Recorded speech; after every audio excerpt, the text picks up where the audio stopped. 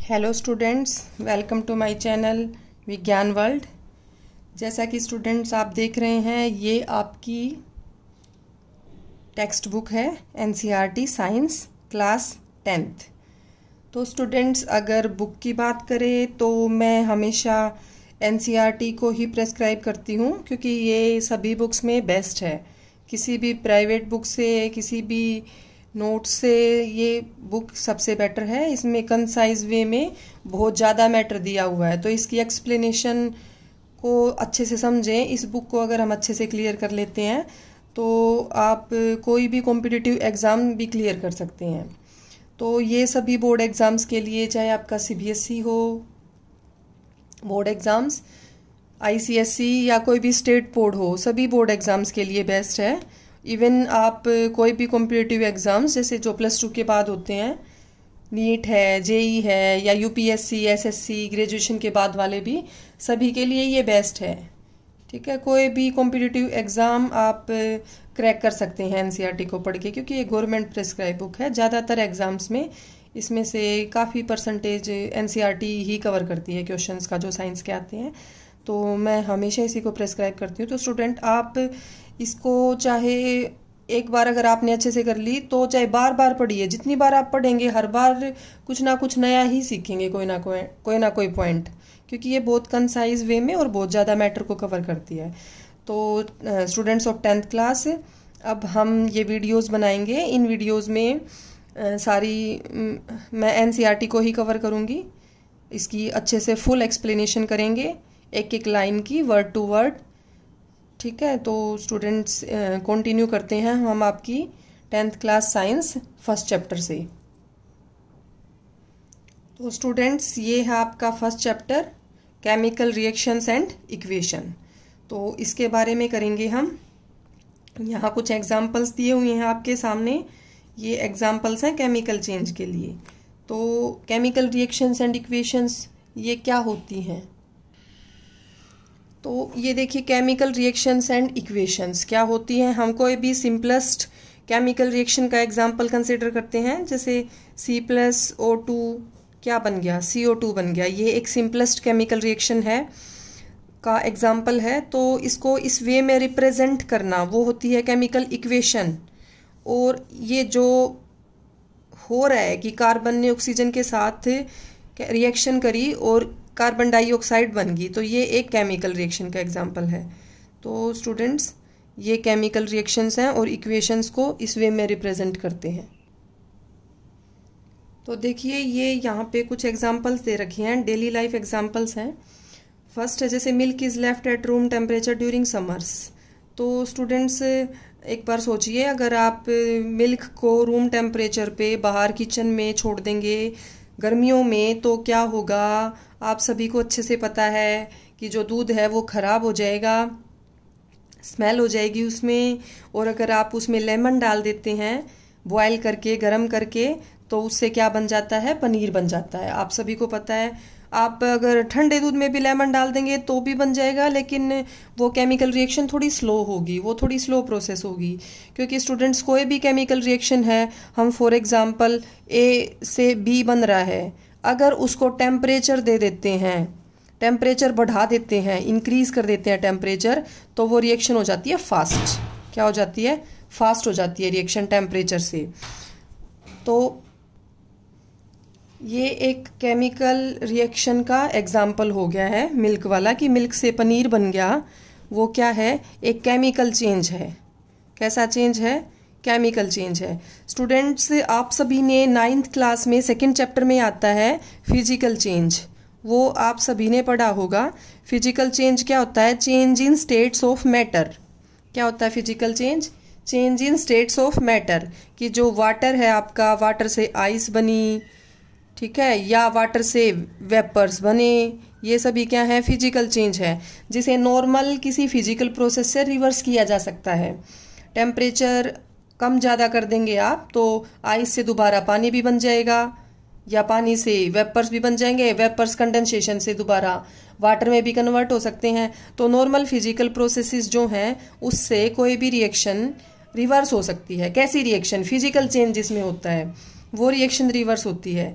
लेकिन अगर chemical change की बात करें तो किसी नॉर्मल फिजिकल प्रोसेस से वो रिवर्स नहीं होता। जैसे यहाँ पे हम बात कर रहे थे कि ए से बी बना, डायरेक्ट हो रही है, लेकिन बी से ए नहीं बनेगा किसी केमिकल रिएक्शन में। ओके, तो यहाँ पे आप पनीर से वापस मिल्क किसी नॉर्मल फिजिकल प्रोसेस से आप नहीं बना पाएंगे। ऐसे ही सेकंड एग्जांपल है iron tava pan nail is left expose to humid atmosphere. जैसे आप कोई भी आयरन की कोई भी ऑब्जेक्ट है उसको ह्यूमिड एटमोस्फियर, नमी वाले वातावरण में, एटमोस्फियर में अगर आप रख देते हैं तो क्या हो जाता है, इट गेट रस्टेड, रस्टिंग हो जाती है उसकी, रस्टिंग ऑफ आयरन। ये एक प्रोसेस है जिसमें आयरन जो है वो ऑक्सीजन के साथ रिएक्ट करके, अगर जल भी है, वाटर भी है, तो क्या बन जाता है, Fe2O3। Fe2O3 क्या होता है स्टूडेंट्स, रस्ट है। कई बार ऐसे भी लिखा होता है Fe2O3 इनटू में वाटर मॉलिक्यूल्स लिखे होंगे आपके, तो वो रस्ट ही है। तो स्टूडेंट्स आप जो है रस्ट से उल्टा वापस रिवर्स रिएक्शन नहीं हो सकती कि आप उसे आयरन बना दें, लोहा बना दें दोबारा से, तो ये एक केमिकल रिएक्शन ही है। उसके बाद ग्रेप्स गेट फर्मेंटेड। तो स्टूडेंट्स ये फर्मेंटेशन क्या होती है, फर्मेंटेशन एक ऐसी प्रोसेस है जिसमें बैक्टीरिया या फंगी की हेल्प से क्या किया जाता है, एक नई चीज बनाई जाती है। जैसे वाइन वगैरह बनती है ग्रेप से, अल्कोहल बनाई जाती है, उस रिएक्शन में साथ में CO2 भी निकलेगी, अल्कोहल बन गई और CO2 भी निकलेगी। ये आपका हम लाइफ प्रोसेसेस वाला चैप्टर करेंगे, उसमें फर्मेंटेशन आएगी अच्छे से, वहाँ डिटेल में जाएंगे। तो ग्रेप्स गेट फर्मेंटेड, ग्रेप्स की फर्मेंटेशन हो गई तो उससे वापस ग्रेप्स आप नहीं बना सकते, that is a chemical change. Food is cooked, that is also chemical change. Food get digested in our body, कि फूड हमारी बॉडी में डाइजेस्ट हो रहा है, तो ये भी स्टूडेंट्स क्या है, एक केमिकल चेंज है। फूड आपने छोटी क्लासेस में पढ़ा होगा कि बैलेंस डाइट होती है which is composed of carbohydrates, fats, proteins, minerals, और ये सारे जो भी जिनसे बना होता है फूड। तो जैसे ही डाइजेशन प्रोसेस होगी ये सभी कंपोनेंट्स अलग अलग टूट जाएंगे, अलग अलग रिलीज हो जाएंगे, तो हम क्या कहते हैं, ये भी एक केमिकल रिएक्शन है, केमिकल चेंज है। वी रेस्पायर, जो रेस्पिरेशन है, रेस्पिरेशन भी क्या है, एक बहुत बड़ी केमिकल प्रोसेस है, आपका लाइफ प्रोसेसेस में आएगा, अच्छे से कवर करेंगे। तो we can say that these are examples of chemical change और केमिकल रिएक्शंस। केमिकल चेंज होगा तभी केमिकल रिएक्शन होगी। ओके, तो आपको अच्छे से समझ आ गया होगा फिजिकल चेंज और केमिकल चेंज क्या होता है। फिजिकल चेंज में स्टेट्स चेंज होती है, स्टेट्स वी कैन से कि केमिकल रिएक्शंस में भी कई बार स्टेट चेंज होती है, यहाँ हम आगे करेंगे भी, लेकिन रिवर्स रिएक्शन इजीली पॉसिबल नहीं होती बाय नॉर्मल फिजिकल प्रोसेसेस। तो आप आराम से पहचान जाओगे कि केमिकल चेंज है कि फिजिकल चेंज है।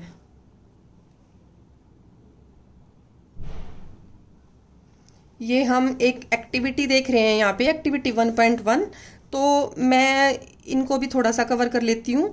तो देखिए फर्स्ट एक्टिविटी में इन्होंने क्या दिखा रखा है कि नीचे एक वॉच ग्लास ले ली, वॉच ग्लास ये आप अपने लेबोरेटरी में देखी होगी। फिर ये बर्नर ले रहे हैं, स्पिरिट लैंप ले सकते हैं।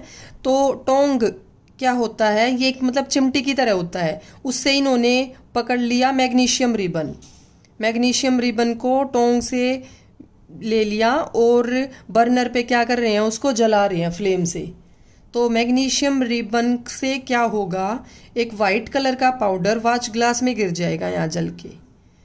तो क्या है ये वाइट कलर का powder, this is magnesium oxide. क्या है स्टूडेंट्स, ये मैग्नीशियम ऑक्साइड।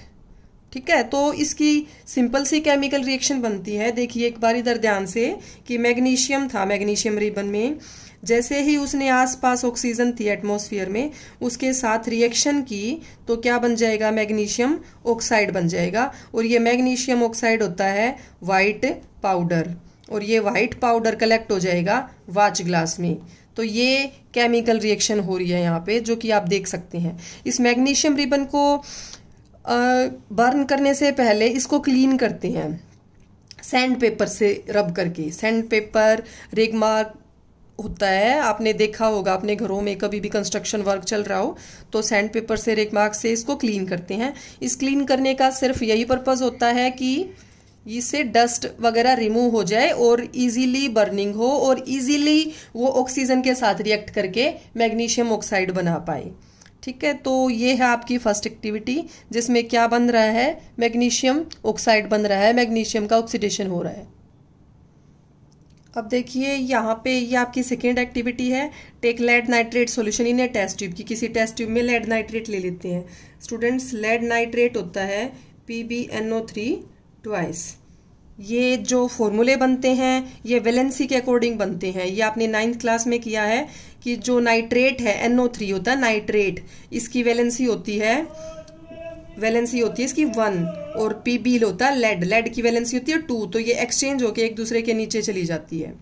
ठीक है, तो इसमें बिल्कुल भी आपको कंफ्यूज नहीं होना है, इस तरीके से लिख लेते हैं। ये लिख लिया आपने लेड और इधर लिख लिया आपने नाइट्रेट, इसकी वैलेंसी है 1 और इसकी वैलेंसी है 2, दोनों की एक्सचेंज होके एक दूसरे के नीचे चली जाएगी। तो Pb के नीचे 1 को हम लिखते नहीं हैं और NO3 के बाद ब्रैकेट के बाहर लिखेंगे 2। तो इस तरीके से फॉर्मूले बनते हैं। वैलेंसी क्या होती है, कैपेसिटी टू लूज और गेन इलेक्ट्रॉन्स। तो ये आपको कुछ एलिमेंट्स की या कुछ कंपाउंड्स की वैलेंसीज लर्न करनी होंगी।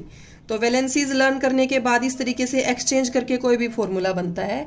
तो इस चैप्टर को समझने से पहले ये स्टेप सीखना आपके लिए बहुत ज़रूरी है, जो कि 9th क्लास में है। तो देखिए यहाँ पे लेड नाइट्रेट सॉल्यूशन है, उसमें क्या ऐड कर रहे हैं हम, पोटेशियम आयोडाइड ऐड कर रहे हैं ये। उसके बाद कह रहे हैं कि आप क्या देखेंगे, तो क्या देखेंगे इसमें क्या बन जाएगा, पोटेशियम नाइट्रेट बनेगा, पोटेशियम का नाइट्रेट साथ में बनेगा, लेड आयोडाइड बनेगा।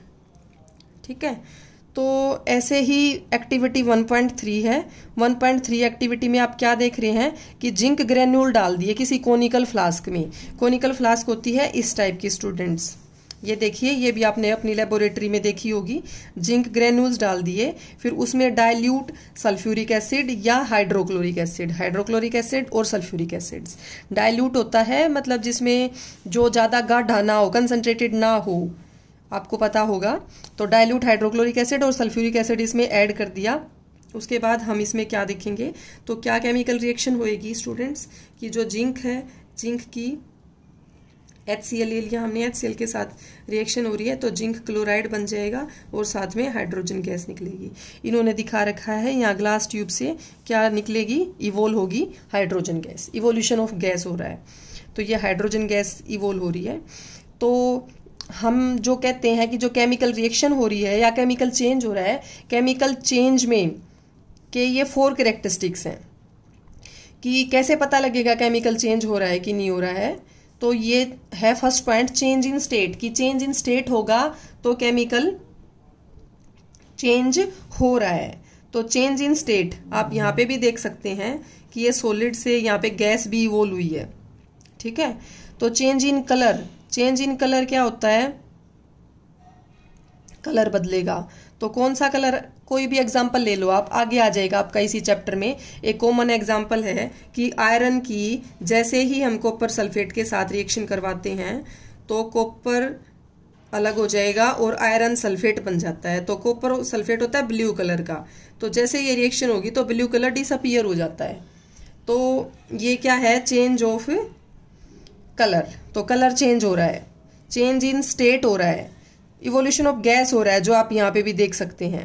ठीक है, उसके बाद चेंज इन टेम्परेचर होता है। तो बहुत सारी रिएक्शंस ऐसी होती हैं जिसमें चेंज इन टेम्परेचर होता है। आप बिल्कुल सिंपलेस्ट एग्जांपल ले लें, जैसा कि मैंने अभी अभी पीछे भी बताया है।